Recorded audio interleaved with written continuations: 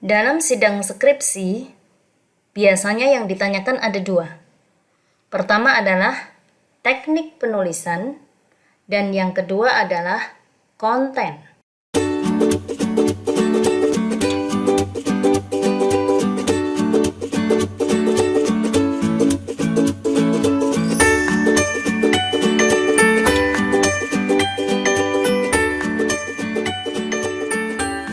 Assalamualaikum warahmatullahi wabarakatuh. Kembali di channel Tips Bu Dosen, menebar informasi, menabur solusi. Untuk membuat skripsi yang berkualitas, dibutuhkan kemampuan menulis ilmiah dan kesungguhan komitmen. Untuk menghasilkan tulisan skripsi berkualitas dan sekaligus meminimalisir revisi, tak saja membutuhkan kemampuan dan kesungguhan, namun juga butuh ketelitian dan kecermatan. Nah, untuk mempertahankan skripsi Anda dengan baik dalam sidang skripsi, selain mental yang siap dan tenang, juga diperlukan skill komunikasi yang piawai dan santun, kerangka berpikir yang runtut dan sistematis, serta daya analisis yang tajam. Tips Bu Dosen kali ini menghadirkan bimbingan persiapan sidang skripsi. Bagi Anda yang belum subscribe, silakan klik tombol merah subscribe. Jika Anda suka like dan jika bermanfaat, silakan share ke keluarga dan kolega. Dalam sidang skripsi, biasanya ada dua hal yang ditanyakan. Yang pertama adalah teknik penulisan. Pastikan penulisan kata demi kata, kalimat demi kalimat, itu sudah benar menurut KBBI, Kamus Besar Bahasa Indonesia, ataupun menurut pedoman skripsi yang berlaku di perguruan tinggi Anda. Kemudian, yang ditanyakan selain teknik penulisan adalah konten atau isi skripsi Anda. Isi skripsi mulai dari judul sampai daftar pustaka.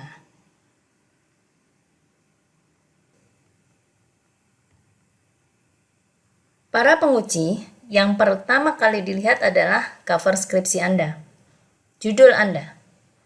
Judul juga sering ditanyakan meskipun penguji sudah tahu dan Anda sudah mempresentasikan sebelumnya. Anda sudah membaca judulnya apa, rumusan masalahnya apa, hasil penelitiannya apa, tapi ada juga penguji yang masih menanyakan juga. Kenapa hal itu ditanyakan? Untuk memastikan Anda adalah peneliti yang menguasai hasil karyanya, peneliti yang memahami hasil penelitiannya. Yang ditanyakan bisa artinya, misalkan peran. Apa itu? Arti peran itu apa? Misalkan kredibilitas. Apa artinya kredibilitas? Atau pengaruh. Apa artinya pengaruh? Mengapa pakai kata pengaruh? Misalkan hubungan. Mengapa pakai kata hubungan? Kenapa kok tidak pengaruh? Yang seperti itu ya bisa saja ditanyakan. Kemudian variabel, ada berapa variabel dalam judul skripsi Anda? Biasanya suka menguji demikian untuk mengetes apakah Anda tahu enggak ini variabelnya. Variabelnya benar enggak dibacanya. Karena ada, kalau anak grogi itu, mahasiswa yang grogi kadang menyebut variabel itu enggak utuh gitu ya. Masih ada yang kesengsal. Nah, itu harus tahu ya. Sebagai peneliti yang baik, maka harus tahu arti kata per kata dalam judul itu, kemudian variabelnya apa saja, dan mengapa menggunakan kata tersebut. Ya, mengapa menggunakan kata pengaruh, mengapa menggunakan kata hubungan, mengapa menggunakan kata pengembangan model, kenapa tidak ada kata implementasinya. Nah, itu semuanya harus dipersiapkan. Kemudian, selain judul, di cover itu juga masih bisa ditanyakan tentang penulisan prodi, fakultas, universitas. Cek apakah sudah benar. Dan ini harus benar-benar dicek ya. Jangan sampai menulis program studi Anda salah, jurusannya salah. Misalkan pendidikan Islam Anda tulis kependidikan Islam. Nah, itu beda sedikit, hal sepele, tapi itu bisa sangat penting dan berarti. Kemudian berikutnya adalah tahun skripsi. Nah, tidak menutup kemungkinan tahun skripsi di cover itu ada yang salah. Nah, silakan dicek apakah tahun skripsi Anda sudah benar. Banyak kasus yang penulisan skripsinya salah, ya. Mungkin kesalahannya adalah harusnya 2021, ditulisnya 2018. Beberapa tahun lalu karena bimbingan skripsinya sudah lama, bertahun-tahun, ketika atau sejak tahun 2018. Jadi tulisannya di cover itu masih 2018. Ada juga yang seperti itu, luput gitu ya. Oke, ini 3 hal ini harus diperhatikan dalam cover skripsi Anda. Kemudian berikutnya, untuk di bab 1, biasanya penguji suka bertanya hal-hal yang seperti ini. Dan Anda mau pengujinya tanya ini atau enggak, Anda harus mempersiapkan. Ya, Anda harus mempersiapkannya dengan baik. Misalkan, apa yang membuat Anda tertarik mengambil tema ini? Apa yang membuat Anda tertarik mengambil judul ini? Jawab sesuai dengan yang ada di latar belakang masalah. Misalkan di latar belakang masalah Anda menyatakan bahwa ketertarikan Anda untuk membahas tema ini sebagai penelitian Anda adalah karena mungkin ada gap gitu ya. Idealnya secara teori harusnya adalah begini. Harusnya kreativitas anak itu sangat bagus dan tinggi. Akan tetapi di lapangannya, di sekolah itu, kenapa kreativitas anak kok rendah? Nah, itu berarti ada gap, ada sesuatu yang seharusnya tidak demikian. Maka Anda tertarik untuk menggalinya, ada apa sebenarnya? Nah, mungkin seperti itu. Atau Anda juga bisa tertarik karena prestasi-prestasi yang ada di sekolah itu. Wah, ini prestasi internasionalnya banyak. Kemudian lulusan di sekolah itu banyak yang diterima di perguruan tinggi di luar negeri yang bergengsi. Nah, Anda tertarik untuk mengambilnya sebagai tema penelitian, itu juga bisa. Kemudian yang sering ditanyakan pula adalah mengapa Anda meneliti di sekolah atau lembaga atau perusahaan atau tempat penelitian Anda tersebut? Jawabannya harus ilmiah, ya. Ingat, ini jawabannya harus ilmiah. Ya, jangan dijawab karena saya kerja di situ, karena dekat rumah saya, atau karena direkturnya ayah saya. Nah, itu sangat-sangat tidak boleh ya. Sangat-sangat tidak disarankan untuk menjawab yang seperti itu. Jawab secara ilmiah ya. Karena lembaga tersebut mempunyai mutu atau kualitas layanan publik yang sangat baik. Gitu ya. Anda temanya tentang layanan publik misalkan, mutu layanan publik. Nah, karena sangat bagus, dia punya PTSP, pelayanan terpadu satu pintu, misalkan seperti itu. Dan itu adalah program unggulan mereka. Maka saya mengambil tempat di situ. Dan dia mendapatkan pengakuan, rekognisi dari mana gitu. Sehingga Anda mengambil penelitian di tempat itu, di lokasi itu. Nah, itu adalah jawaban-jawaban yang ilmiah. Kemudian berikutnya yang juga sering ditanyakan dan harus dipersiapkan oleh mahasiswa yang mau sidang skripsi adalah pertanyaan-pertanyaan seperti ini. Sebenarnya ada masalah apa saja sih dengan tema Anda ini? Kok sehingga Anda itu repot-repot melakukan penelitian dengan tema ini? Jawabannya sudah ada di identifikasi dan batasan masalah Anda di bab 1. Nah, itu silahkan dikemukakan ya.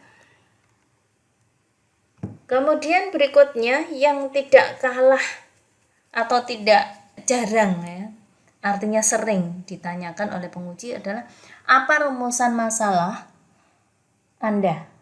Apa pertanyaan penelitian Anda? Apa fokus penelitian Anda? Ya, jawab sesuai dengan rumusan masalah Anda.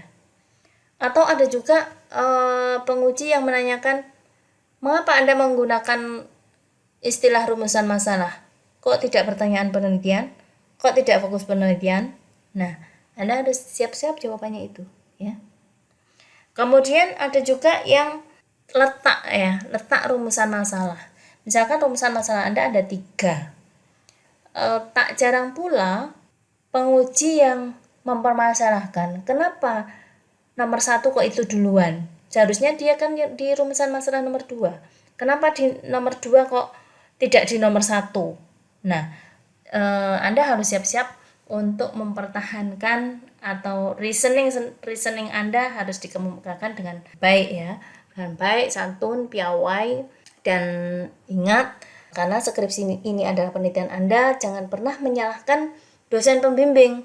Karena ini sama dosen pembimbing saya disuruh begini, disuruh begitu. Nah, ini sudah hasil penelitian Anda harus mempertanggungjawabkannya ya. Jawab sesuai dengan sesuatu yang proporsional gitu ya. Jawab dengan yang ilmiah.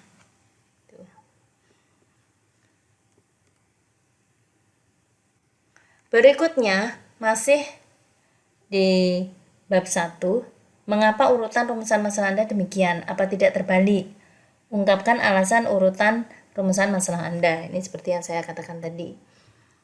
Kemudian berikutnya, apa tujuan penelitian Anda? Apa sih tujuan penelitian Anda ini? Sebutkan apa yang telah Anda tulis dalam skripsi Anda. Cek apakah sudah sesuai dengan rumusan masalah. Kalau rumusan masalahnya ada 3, berarti tujuan penelitian Anda ya ada 3 itu, untuk menjawab rumusan 3 masalah itu. Kalau ada 2 rumusan masalah, 4 rumusan masalah, berarti ya tujuan penelitian Anda ya sesuai. Kalau rumusan masalah, di situ ada pertanyaan, ada 2 pertanyaan, maka tujuan penelitian sampean juga akan menjawab 2 pertanyaan itu. Demikian. Berikutnya, apa manfaat dari penelitian Anda ini? Ya. Anda tidak usah bingung-bingung mencari kata-kata lagi. Di skripsi bab 1 Anda sudah ada.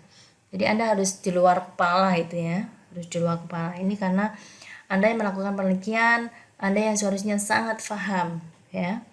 Nggak usah dihafalkan. Kalau Anda paham itu sudah bisa langsung menjawab.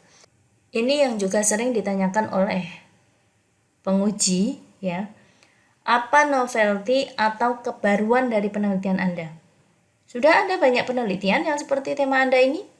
Nah, apa yang unik? Apa yang baru dari Anda? Itu akan ditanyakan. Jadi persiapkan jawaban untuk pertanyaan itu. Berikutnya, apakah ada penelitian terdahulu yang membahas tema ini? Mestinya ada ya. Namanya penelitian terdahulu atau keaslian penelitian menurut atau menyesuaikan pedoman skripsi di tempat Anda. Kemudian apa bedanya dengan penelitian Anda? Penelitian-penelitian sebelumnya itu. Atau kalau ada pertanyaan ekstrim, bedanya penelitian Anda dengan penelitian si X itu apa? Mungkin karena judulnya hampir mirip ya. Kalau judulnya ada penelitian terdahulu yang judulnya hampir mirip, maka itu sering ditanyakan. Apa bedanya ini? Ini kayaknya beda tempat aja ini. Nah, maka Anda harus tahu hasil penelitian dia itu bagaimana, metode penelitiannya bagaimana, sehingga Anda bisa membedakan dan bisa menyatakan bahwa ini loh bedanya penelitian saya dengan penelitian yang terdahulu itu. Berikutnya, bagaimana cara menulis sistematika pembahasan yang benar? Kenapa ini ditanyakan? Biasanya ditanyakan ketika penulisan sistematika pembahasan Anda kurang tepat. Misalkan masih seperti outline atau bahasanya itu kurang smooth. Misalkan begini, sistematika pembahasan bab 1 titik pendahuluan titik latar belakang masalah koma. Nah, itu kan kaku sekali ya. Bagaimana cara menulis sistematika pembahasan yang benar? Yang dideskripsikan secara baik, dinarasikan secara utuh, secara smooth dan secara lengkap gitu ya. Jangan kayak outline. Kalau outline itu ada item-itemnya, tapi kalau di sistematika pembahasan berdasarkan paragraf per paragraf. Biasanya satu bab itu satu paragraf.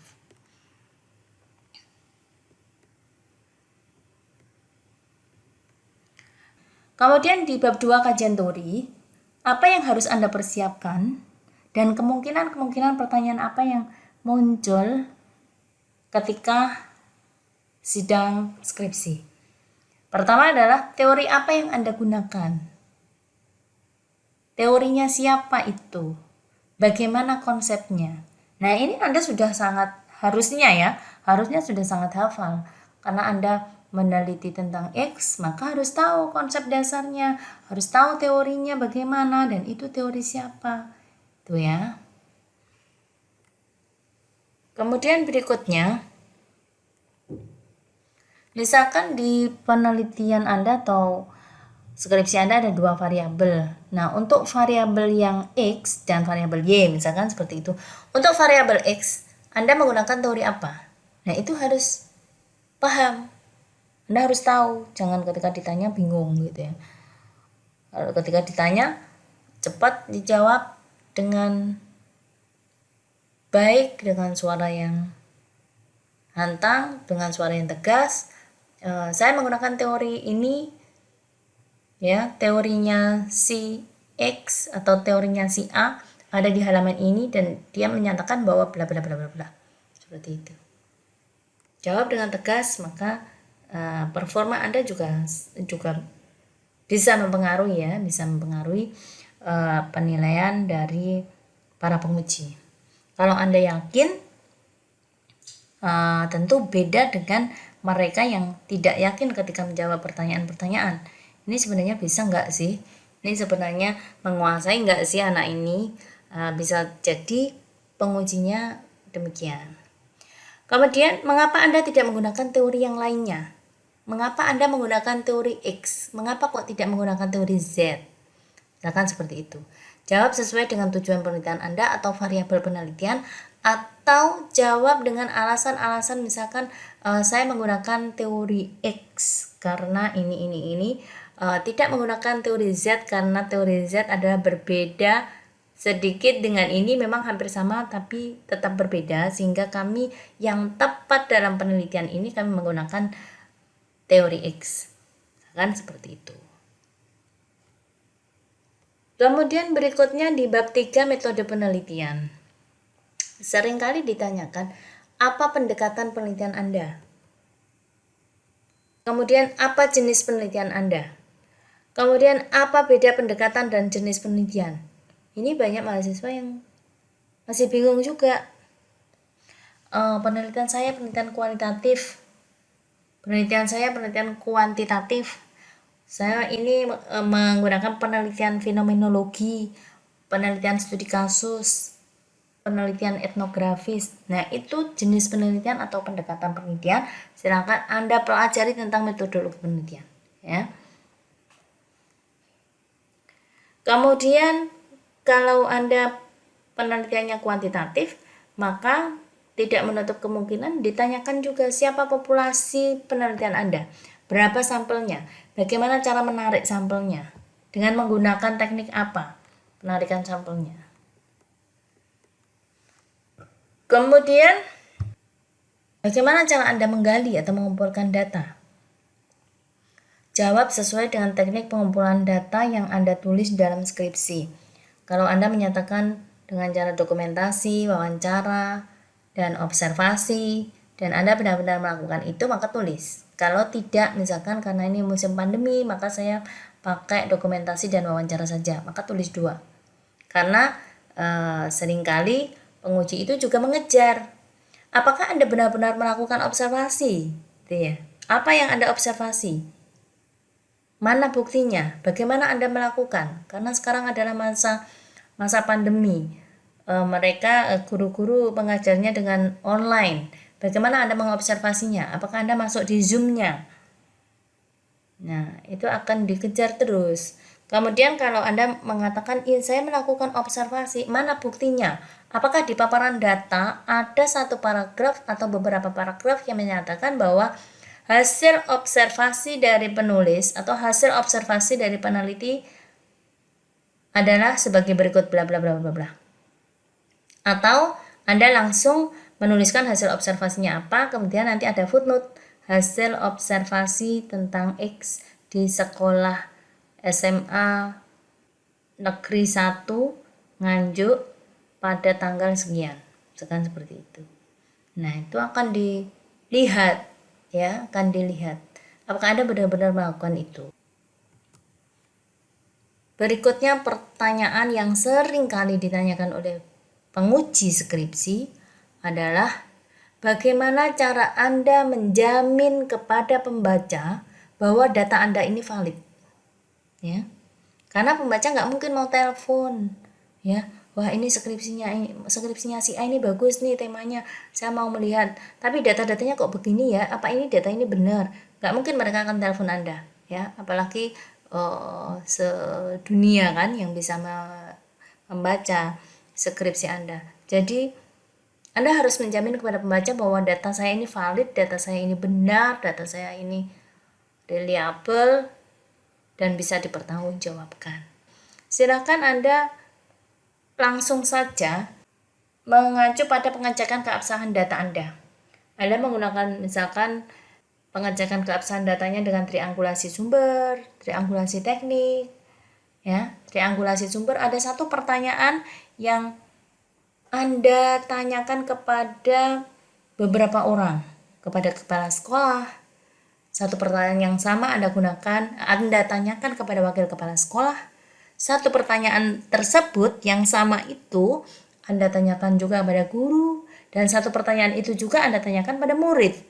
Nah, jadi ada banyak sumber dengan satu pertanyaan. Ini adalah untuk memastikan bahwa data itu apa yang dijawab oleh beberapa orang atau beberapa sumber itu adalah sesuatu yang benar, ya, data yang benar yang akan Anda suguhkan dalam hasil penelitian berupa skripsi Anda ini. Atau mungkin triangulasi teknik, Anda menggunakan itu. Dan kalau di bab 3 Anda mengatakan bahwa Anda menggunakan triangulasi teknik, maka Anda juga harus melakukannya, dan itu akan terlihat di paparan hasil penelitian. Misalkan tentang data prestasi siswa, Anda melihat dokumentasinya. Kemudian Anda juga meng-cross check apakah itu benar, ya, apakah prestasi itu benar kepada kepala sekolah, kepada wakil kepala sekolah, kepada siswanya, kepada pendamping, guru pendampingnya. Nah, itu adalah wawancara, ya. Anda cross check antara dokumentasi dengan wawancara. Nah, itu adalah satu upaya Anda untuk menjamin kepada pembaca bahwa data Anda ini benar-benar data yang valid, ya. Berikutnya, tidak jarang juga ditanyakan nih, mana bukti Anda telah melakukan triangulasi sumber, triangulasi teknik, tunjukkan di paparan hasil penelitian. Langsung saja sebutkan. Kami melakukan pengecekan keabsahan data dengan menggunakan triangulasi sumber. Salah satu di antara contohnya adalah ada di halaman sekian, yakni tentang bla bla bla bla. Itu, ya. Kemudian jika Anda penelitiannya kuantitatif, itu tidak menutup kemungkinan diuji begini. Mengapa Anda pakai rumus ini? Mengapa Anda pakai rumus product moment? Mengapa Anda pakai rumus yang lain? Itu harus bisa menjawab dan harus bisa membedakan apa bedanya dengan yang ini. Apa arti data dalam rumus ini? Standar deviasi yang sekian itu bagaimana? Apa artinya? Kan seperti itu, ya. Apakah arti hasil rumus ini untuk mengecek seberapa Anda memahami penelitian kuantitatif Anda? Jangan sampai kalau 0,037 itu artinya apa ya? Itu masih Anda sibuk men-scroll ke atas, ke bawah, atau bolak-balik skripsinya. Anda harus cepat gitu, ya. Dan atau bahkan Anda harus hafal. Kemudian di bab 4 atau paparan data dan pembahasan hasil penelitian, biasanya ditanyakan juga bagaimana hasil penelitian Anda. Langsung saja dijawab sesuai dengan rumusan masalahnya. Rumusan masalah nomor 1, 2, 3 dijawab secara urut. Kemudian kalau di rumusan masalah Anda itu seringkali ada faktor pendukung dan penghambat gitu, ya. faktor pendukung dan penghambat dalam implementasi apa gitu. Bagaimana solusinya? Bagaimana solusi atas penghambatan itu? Apa penghambat atau challenge atau tantangan yang terbesar yang dirasakan oleh lembaga itu apa? Atau yang dirasakan oleh siswa itu apa? Kemudian bagaimana solusinya? Nah, kan ada kemungkinan soal-soal muncul seperti itu. Kenapa hambatan itu muncul? Kemudian ada juga yang seperti ini, misalkan hambatannya adalah manajemen waktu, ya, manajemen waktu yang kurang bagus. Apakah benar, Apakah benar manajemen waktu yang kurang bagus itu menjadi hambatan?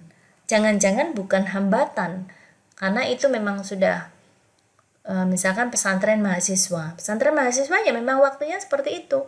Kalau pagi sampai sore atau bahkan sampai malam para mahasiswa masih di kampus, sehingga tidak ada jam pembelajaran di jam-jam kuliah itu, sehingga jam pesantrennya ya malam. Nah, apakah itu benar-benar hambatan? Jadi harus hati-hati untuk mencari faktor penghambat. Tahu faktor pendukungnya juga demikian. Kemudian apa tantangan terbesar dalam implementasi X? Siapa yang perannya paling besar dalam implementasi X atau dalam pengembangan X gitu ya? Karena mungkin itu satu komunitas. Anda meneliti satu komunitas yang di dalam komunitas itu ada bagian-bagian, ada pihak-pihak terkait yang ikut berperan dalam implementasi atau dalam pengembangan X. Kemudian jika Anda membahas tentang strategi misalkan ya, strategi apa yang paling jitu dalam implementasi X? Ya, misalkan ada banyak strategi. Strategi apa yang paling jitu? Kenapa yang paling jitu kok itu? Apa faktor yang mempengaruhinya? Atau mungkin Anda meneliti tentang strategi apa manajemen? Apa Anda meneliti tentang manajemen strategi? Nah, itu bisa saja ditanyakan seperti itu. Ya. Kemudian apa temuan Anda? Itu pertanyaan yang sangat lazim ya. Kemudian apakah hasil penelitian ini mendukung atau menolak teori X? Apa novelty atau kebaruan dari hasil penelitian ini? Apa bedanya dengan yang lain? Yang lain sudah banyak tuh yang meneliti tentang tema ini. Apa yang baru dari Anda? Nah, tuh silakan Anda siap-siap untuk menjawabnya itu. Kemudian di bab penutup, apa kesimpulan penelitian Anda? Kesimpulan penelitian Anda jangan mengarang lagi. Ya, kesimpulannya ya harus menyesuaikan dengan rumusan masalah. Misalkan rumusan masalah yang Anda ada 3. Yang pertama adalah desainnya, kemudian yang kedua adalah implementasinya, yang ketiga adalah evaluasinya atau efektivitasnya. Ya, jawab sesuai dengan 3 rumusan masalah Anda itu. Kemudian yang sering juga ditanyakan adalah apa saran untuk peneliti selanjutnya terkait tema Anda? Karena ini akan dibaca oleh para peneliti yang misalkan mereka masih mencari-cari ide ya. Mencari-cari ide, saya mau meneliti apa ini ya, saya mau meneliti apa ini ya yang belum diteliti. Nah, mereka biasanya langsung melirik di bagian saran. Saran untuk peneliti selanjutnya adalah apa? Nah, itu paling dicari oleh orang-orang yang mencari ide penelitian. Dan sarannya jangan yang gelondongan. Saran untuk peneliti selanjutnya adalah agar meneliti dengan lebih komprehensif dan lebih lengkap. Ya apa gitu. Jadi sebutkan langsung. Misalkan Anda meneliti tentang perpustakaan, ya, manajemen perpustakaan. Di situ misalkan ada satu aplikasi yang dia sangat penting dan Anda belum membahasnya secara detail. Anda bisa mengatakan, ya, peneliti selanjutnya bisa meneliti tentang ini, aplikasi ini dalam apa gitu ya, dalam meningkatkan apa. Karena di penelitian Anda memang belum dibahas secara detail dan itu ada di sana. Dan itu penting sekali dan menarik untuk dibahas. Karena kalau Anda bahas, skripsi Anda ini akan sangat tebal dan tidak selesai-selesai. Sehingga itu Anda berikan kepada peneliti selanjutnya. Kemudian apa rekomendasi Anda? Nah, Itu yang terakhir. Kemudian yang setelah bab penutup ada daftar pustaka.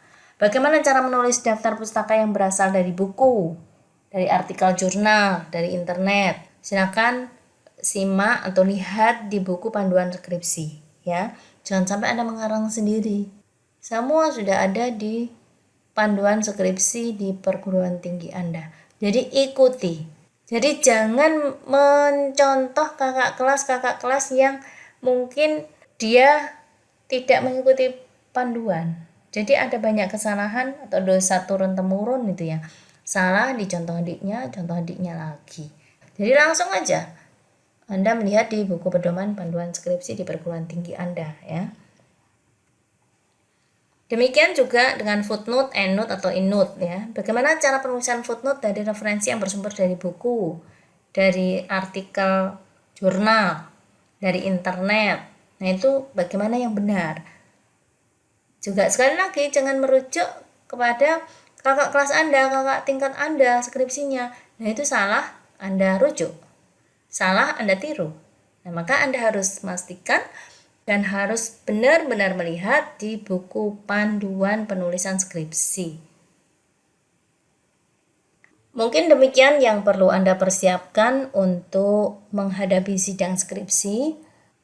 Sebenarnya ada hal lain, ya, yang perlu Anda perhatikan. Selain kemampuan Anda memberikan argumentasi, kemampuan Anda untuk menganalisis, ya, kemampuan Anda untuk berteori, berkonsep, menganalisis sebuah rumus. Yang perlu Anda perhatikan adalah presentasi dan PowerPoint yang menarik. Ini ada beberapa PowerPoint yang contoh PowerPoint sidang skripsi. Ini contoh aja. Nah, ini dikemukakan nih satu-satu, misalkan ya, ini misal aja ini ya. Nah, ini metode penelitiannya apa, jenis dan pendekatan penelitiannya apa. Kemudian yang kedua, sumber data dan informan penelitian. Yang ketiga, teknik pengumpulan data. Kemudian teknik analisis data, dan yang terakhir ada pengecekan keabsahan data. Misalkan seperti itu. Kemudian hasil penelitian apa? Ini jawaban rumusan masalah. Ya. Nomor 1, nomor 2, nomor 3. Mungkin seperti itu. Kemudian ini juga masih hasil penelitian dan pembahasan. Lihat hasil penelitian Anda, ya. Ini juga contoh lagi. Nah, ini adalah bisa diklik di sebelah sininya, ya. Oke. Ini adalah beberapa kreasi tampilan yang menarik seperti ini perlu Anda lakukan, ya.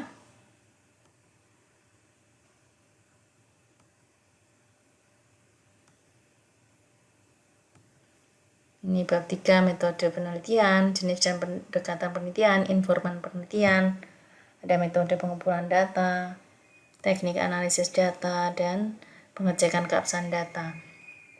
Tampilan-tampilan yang menarik seperti ini tentu mata melihat ini tidak lelah gitu ya. Matanya para penguji juga tidak lelah.